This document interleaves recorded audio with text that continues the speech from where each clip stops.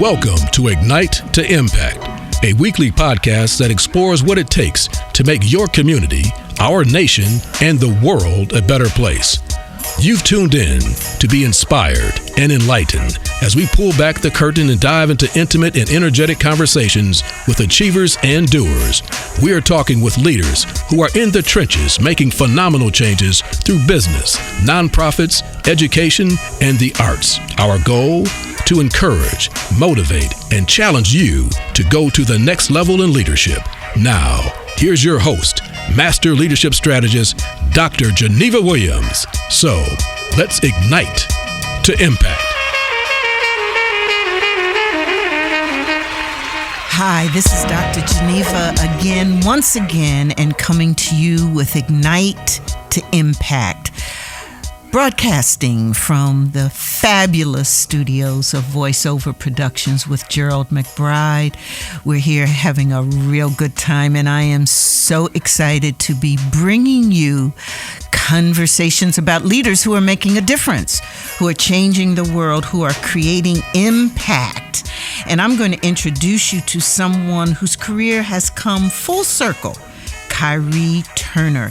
So after years in the college realm, kharyturner is happy that his professional orbit has him back in the nonprofit world where he's able to do and have positive impact on the lives of others every day. So Khary is Executive Director, leader, head of the Coleman A. Young Foundation, where he sees lots of great things happening for Detroit youth as they overcome great obstacles to attending college and pursuing a better life. The official mission of the Coleman Young Foundation is to develop leadership for young people through college scholarships, mentoring, and other support for their personal growth and development. So it's a really, really important thing that's been done. And one of the new unique things the program has is a component called Real Skills 2.0. And this is for students ages 11 to 18 years old and focuses on communication and life skills development, which, as you know, is so important to developing young people's leadership. It is so great, and Khary is here to tell us about that. I want you to know that Khary also has another part of his career. He's an active member of the poetry and hip-hop communities in Detroit, previously serving as lead singer of the Black Bottom Collective, and he's a well-known figure on the slam and spoken word poetry circuits, and has said many times that he believes that his involvement with the Coleman A. Young Foundation is the contribution he's supposed to make to the world. So I welcome Khary. How are you? I'm so delighted you're here. I am. I'm humbled. Is it okay for me to say that this is like a moment for me? Oh, sure you can. Of course. Say it. I'm so excited, because you're like one of my first and longest standing and present mentors. Well, don't put emphasis on that longest standing because it makes me seem real old. Well, we're still beautiful and young. Okay. We're both beautiful and young. But, all right. But no, just to hear those words from you, it feels like a full circle moment. It really does. Thank you. So I'm good. I'm very good. I'm honored to be here. I'm glad to kind of be living at this point in my life where there's this intersection of all this stuff, even down to my family being here with me today as we have this conversation. It's a beautiful space. That's great. So thank you for inviting me. Well, thank you. And we want to talk about all the phenomenal work you're doing with the Coleman A. Young Foundation. And then, of course, as I told you before, you cannot be in my space as the spoken word artiste that you are without giving our audience a little song or a little spoken word. But we'll get to that soon. Awesome. But I want to start off with the Honorable Coleman Alexander Young, Mayor of the great city of Detroit, legend. And you are heading up his foundation. I want you to tell us about that. Wow. And particularly, I want you to let us know Why did Coleman Young leave this money? Thank you for saying that. So I go to work every day, and I walk into our office, and the bust of Mayor Young that Artist Lane crafted greets me every day that I walk into the office. And it's the most humbling entrance because it's a daily reminder of what I'm walking in the door to do. And I often think about the fact that Mayor Young, after redrawing the city's skyline and integrating the police force and accomplishing all these things, and convincing Mike Ilitch to renovate the Fox, and that becoming the cornerstone of the entertainment district we see today, took his remaining wealth, $3 million, and split it and gave half to Wayne State University and endowed the chair there that still exists, and then endowed the Coleman A. Young Foundation. And I think about that every day because that man, regardless of what controversial statements have been mentioned around him throughout the years, moved into a one-bedroom apartment and lived out his days in that apartment by choice, almost with no money. The little known fact about him is that he just never wanted to take it with him. And as a result of that, this foundation has been able to help 500 Detroit kids from Detroit neighborhoods and Detroit schools get to and through college. And we've been able to, over the years, evolve into a true college success organization that starts working with young people at the age of 11 and gets them ready through soft skills development and workforce development activities and introduction to 21st century career options, to awarding them not all of the kids in real skills, but to awarding students coming out of Detroit high schools college scholarships and then mentoring them until they graduate college. So with that hands-on approach and identifying by the mayor's charge those young people who are not the highest performing in school, but the ones who are the middle of the pack. Okay. The kid who's 2.5 might be a 3.5 if he didn't have to be the man of the house at age 14. Okay. If his neighborhood wasn't so challenged. We mentor those young people, and 91% of them have graduated college. Dr. Geneva, over the last 22 years, 60% of those graduates have chosen to come home to Detroit. And just to put that in context, when you grow up in a neighborhood as tough as some of the neighborhoods in Detroit, we have some beautiful neighborhoods, but as tough as some of the neighborhoods, you tend to see your neighborhood and the city as a place to grow out of and get away from. And we often see students leave freshman year saying, I want to live in this state and that state. And by the time they're seniors, they're coming back to us saying, you know what, if you can walk through this journey with me like this, then I think I see a place for myself back home in the city of Detroit. And they come back home and they contribute.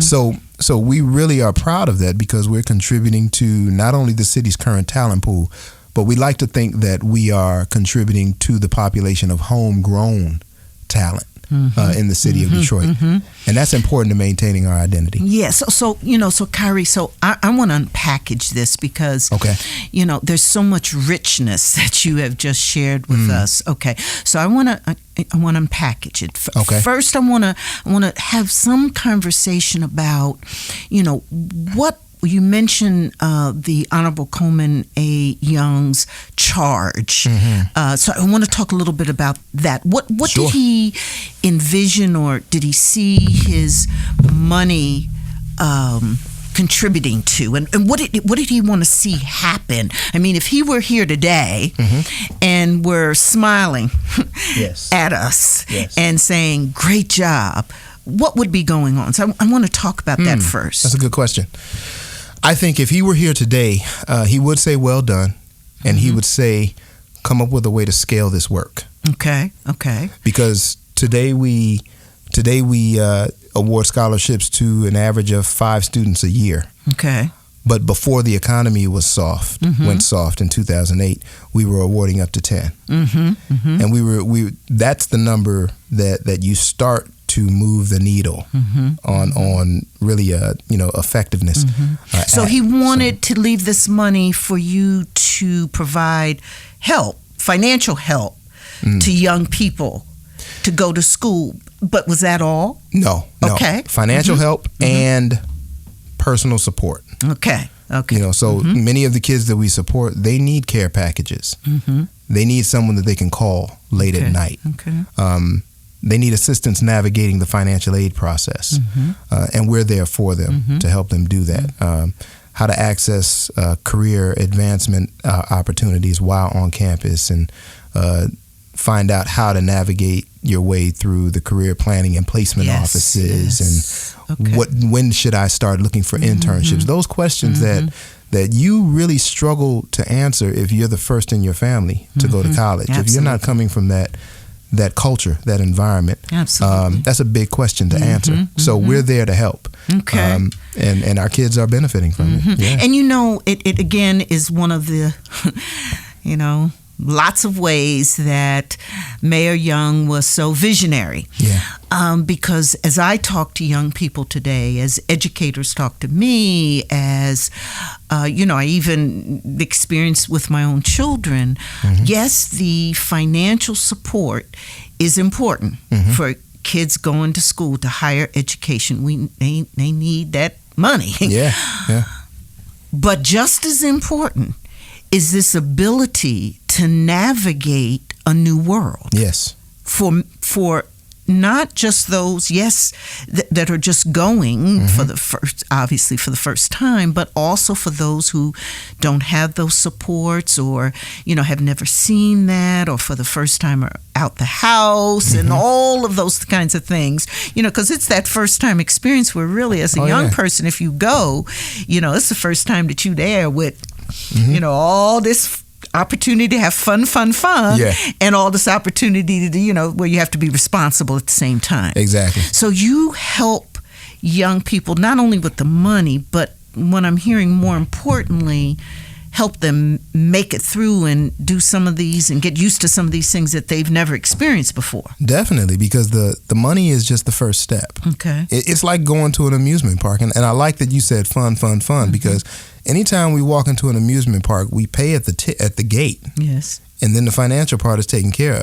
Then you walk into this brand new world. Okay. And you start asking help for where's the map to help me walk around this place. Right. And college is the same way. And there's a good reason that children from urban environments and children of color have some of the highest rates of recidivism in the country. Now, what does that mean when you say that? Recidivism simply means you don't make it past freshman year. Okay. After freshman year, something ends up preventing you from going back to school for your sophomore, junior, and senior years. So they don't graduate. They don't graduate. They don't finish. They don't cross the finish line as they should or could. As they should or could. And we know, many do, but far too many fall by the wayside. And we have in Detroit here at home, we have local universities that are really struggling to answer those questions. What do we do to keep these students on campus? And we believe, and our track record has shown us that the answer to that question is that these students need to have someone who speaks their language and identifies with them, but can also speak the language of the college campus and help them to connect and bridge those divides. It's almost like being an urban bilingual or an urban linguist, being able to go from the neighborhood to the campus and still thrive. It's critical. And being able to help interpret what's going on, and someone I would think also that a young person trusts as well too. Oh yeah. Okay, so then the other part I want to unpackage is this what I think is a phenomenal ability that your organization has had to successfully graduate young people from college and have them come back to Detroit. Yeah. I mean, that's a two. So I want to talk about that. So one, so you've identified some things that, make a difference, in young people graduating. Yes. Okay. Are there other things you can share with us that seem to make a difference in them graduating? And then what's your secret recipe for getting them to come back to Detroit? That's the second time I've been asked that question in the last 2 weeks. All right. So everybody wants to know. Everybody tell wants us to know. about So it first. Here's to your first question. The thing that we do to get our students to strongly consider life in Detroit after college, work, play, family, is to engage them in the conversation about summer internships and professional development while they're in school and during their freshman year. Okay. Some of our students go to environments where there's already a culture of professional development starting in your freshman year. And here's what I mean by that. University of Michigan is a wonderful example. Okay. African American upperclassmen at University of Michigan make a concentrated effort to pass their internship contacts down to freshmen. So in, say, the Ross School of Business, most of those kids starting at the Ross School of Business in their second year of college have already interned someplace really constructive in the summer between freshman and sophomore year. I have a niece who's at U of M now. She's going into her senior year. She's at Ross, but she spent her freshman summer in New York City with Morgan Stanley. She spent her sophomore summer in New York again. And then in the junior year, between her junior and senior summer, she has traveled to Iceland, South Africa, and now she is going back to New York to intern for the summer for a third financial institution. Now that's U of M. Stellar example, they're routine. Other students need to have that conversation early. At Coleman A. Young Foundation, we do some things to connect them to internship opportunities here in the city. That's one of our direct points of contact with the student. And we have a named scholarship program where individuals will fund and place a scholarship in their name, and then while they're supporting that student, offer that student internship opportunities while they're in school. So that's one thing we do. But we also talk to them on campus and send them to these places. Go to career planning and placement, ask this question. When you go sit with your academic advisor, go with your agenda already set and ask this question: at what point should I pursue internship opportunities? What kind of resume is going to prove effective when I'm going to interview? Where do I go and who do I talk to learn appropriate attire to present myself? And if you don't get those questions answered, come back to us and we'll have that conversation with you. Yeah, so you're a day-to-day mentor coach for these young people. And just really providing that's high intense work. And that leads me to your second question. The secret sauce. All right. The secret sauce is that very simple thing that we just so often either succeed or fail to apply. LOVE. Love is the driver of consistency. You got to say more about that. Love is the driver of consistency. Break that down. Love is the driver of consistency. Every organization has a strategic. Many organizations have strategic plans and missions and action steps and goals and objectives. But follow through is very important. And for us, because of the nature of what we do, we cannot effectively operate as a 9-to-5 organization. So we have to make the choice to give our students access to us through the office line, through our social media contacts. Then I have to make the personal choice to monitor my social media and make sure that it remains appropriate for the population that I'm serving. My staff does the same thing. We have to walk it the way we talk it and teach it. I have to leave my line effectively open 24 hours a day. I have gotten calls at 10 o'clock at night from students. We've gotten calls from students at 2 o'clock in the morning who are stuck on the road during a class trip. College students will drive from state to state. medical emergency happens on the road and she needs guidance. So we get those kinds of calls. And you have to be there. You have to be there. Responsive. And so clearly that's not a 9 to 5 at all. No way. That's a 24/7. No, you got to care. You've got to be genuinely concerned. You've got to think about their mamas and daddies. And the reason that they're calling you is because, yes, they love their families, but they know where the effective resource is. Maybe the family is not versed in answering all these questions. So they call us, and it, but the reward is so sweet. Okay, why is that? Tell us about that reward. What is that reward? So here's where I share examples. I have a young lady who is interning at NBC Nightly News with Lester Holt. And he is one of the individuals I believe that she's reporting to this summer. Okay. She's starting this month in June. I have another young man who is interning at Nike. He's already interned at General Electric and General Mills.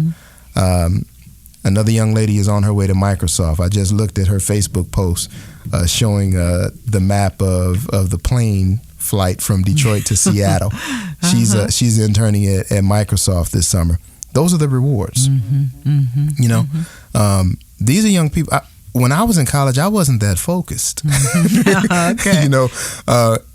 I love being around young people who are making me feel like I got to step my game up. That is awesome.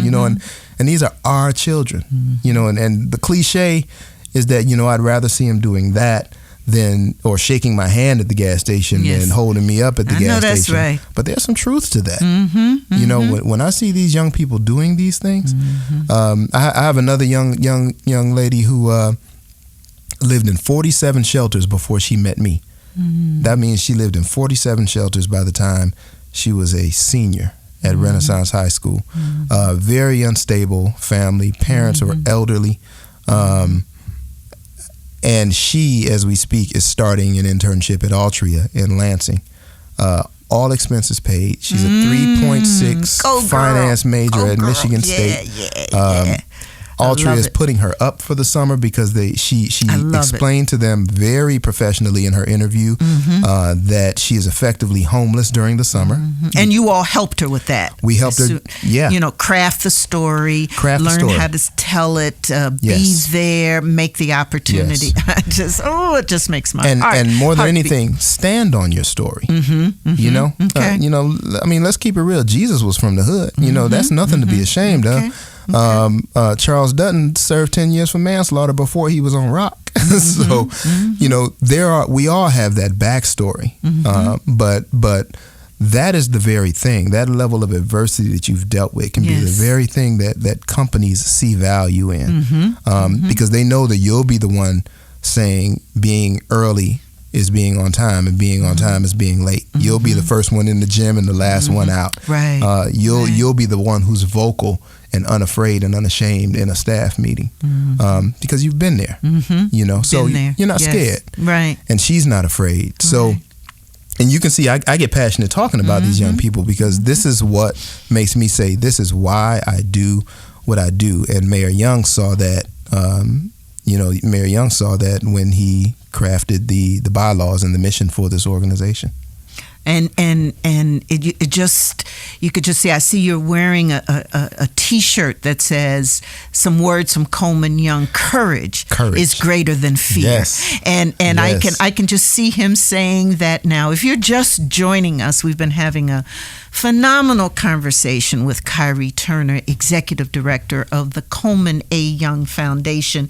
And we've been hearing about the incredible work he's doing with young people to make sure that they not only get in college, but they graduate and they succeed. And they're even coming back to their hometown. And we've been learning about the secret sauce that he has to do this. And so many universities and other folk try to do the same thing, Khary, try to find out how do you in fact get these kids through and have them graduate successfully. And you've got the secret, you've got the magic through your internships and your hand holding and your mentoring, all with passion and love, and as you say, love is the driver of consistency. So tell me now, so you've been just doing this incredible work, working with young people, helping them. What's the biggest challenge facing young people today from your perspective? Oh, that's a great question. I think the biggest challenge, in a word, is access. And that access challenge starts in school when they're young. Okay. So access to quality education. Okay. Access to the kinds of programmatic resources that they need in order to feel competitive throughout their growth and throughout maturation. Access to collegiate education. Access to 21st century skills. You're not always going to find a coding workshop in school, but it's critical. And then access to the support bases that are going to help them feel sustained throughout the journey. Access that topic alone is a tree of many branches, and we can take that conversation in many directions. But I really believe my dream is for young children in the city to have a long game initiative that they can benefit from, that touches them and their families in elementary school, and provides support services, financial planning for education through trusts, and what's the bank's version of a trust? Education savings accounts, social services as needed, and then walks through them. Walks through the process with them. Imagine a family having a dedicated servant from a bank talking to them about their ESA, from the time a child is in the 5th grade on through. So by the time you graduate, not only does that child now have a reason for the academic success, because they're a part of their own investment, but they also have money saved up for college. A consistent contribution to an ESA, $25 a month, can become $100,000. That's an educational savings account. And then the scholarships, added on that. Our children can easily be going to school in many cases, for little to nothing, and have a guided plan for their life as opposed to the goal just being getting to college. Phenomenal. Oh, what a dream. What a dream. What a dream. Yeah.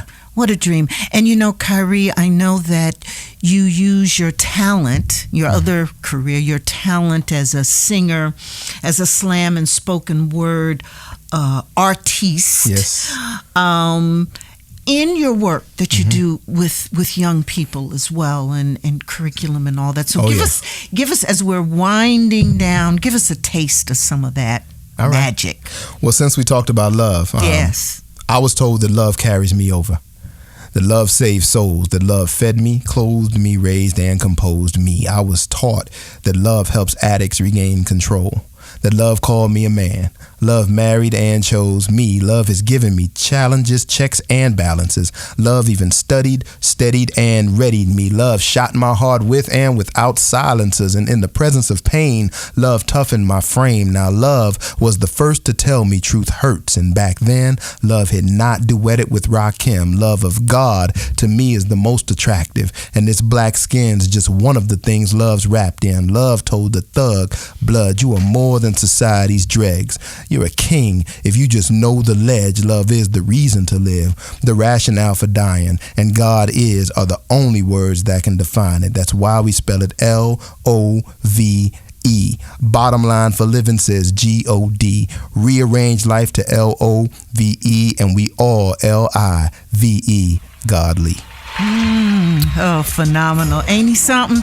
And I just wish you all in my listening audience could be here in studio with me at the Gerald McBride Voiceover Production Studio with me to see this young, dynamic brother as he's doing his rap, as he's doing his poetry, as he's doing that spoken word, and as he's making a difference in the community. I appreciate Khary, you so much. You know, we appreciate you because we know that with folk like you, this world is going to be a better place. And that's what Ignite to Impact is all about. That fire that you have in your soul, just letting it come out and making a difference. Thank you so much. Thank you for having for me. being here with me on the Dr. Geneva Show. Thank you, Doctor. Thank you.